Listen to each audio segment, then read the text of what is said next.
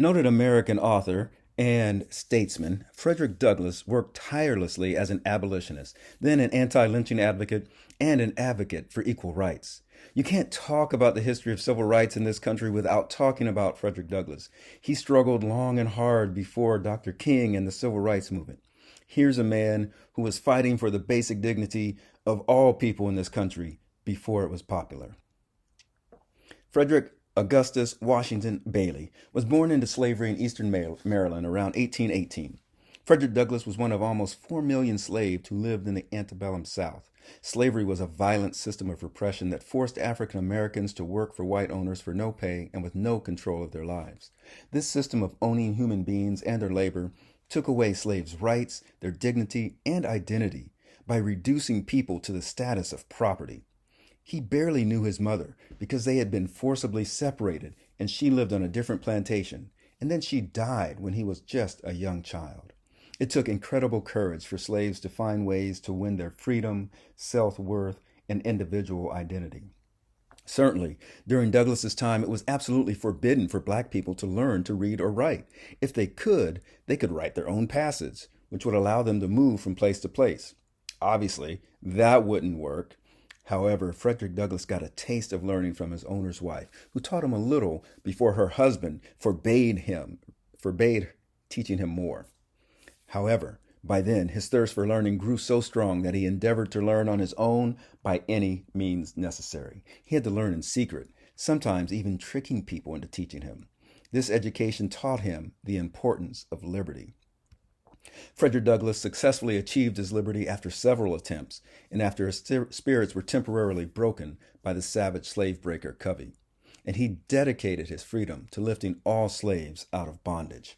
And what is little known is that his wife was a very key figure in helping him to escape from slavery. His anti-slavery lectures gained attention because he was an intelligent and powerful speaker. In 1845, Douglass wrote and published his first of 3 autobiographies entitled Narrative of the Life of Frederick Douglass. And although the book was a U.S. bestseller, Douglass had to flee and live in Europe for 2 years to evade recapture. He ultimately purchased his freedom in 1847. He also owned 2 newspapers in addition to the autobiographies that he wrote. In addition to his abolitionist work, he also supported women's suffrage. Douglass became the only African American to attend the first Women's Rights Convention in 1848, and by 1861, Douglass was famous around the world. He advised both President Lincoln and President Johnson on the welfare of African Americans. By any measure, Frederick Douglass was a real American hero. He was a public intellectual, statesman, and activist, and in his life, his political commitment to dedicating himself for human rights, and not just for civil rights or to end slavery. He also became president of a bank. Ironically, he was a U.S. Marshal, then U.S. Ambassador to the Dominican Republic, and in 1872 became the first African American to appear on a presidential ballot when he was nominated as vice president. Frederick Douglass spoke at Westchester University of Pennsylvania on February 1st, just weeks before he passed away on February 20th, 1895. We are proud today to celebrate Frederick Douglass Day. We are proud to celebrate Frederick Douglass with the Apache Frederick Douglass Institutes. We have many programs dedicated to supporting education for our students in the Commonwealth.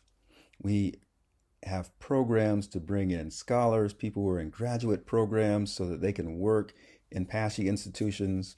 We support undergraduates with different programs, colloquia, opportunities to present and debate, and scholarships. And there are many other activities going on with the Frederick Douglass Institute at your institution. So we look forward to seeing you participate in the Frederick Douglass Institutes. Thank you.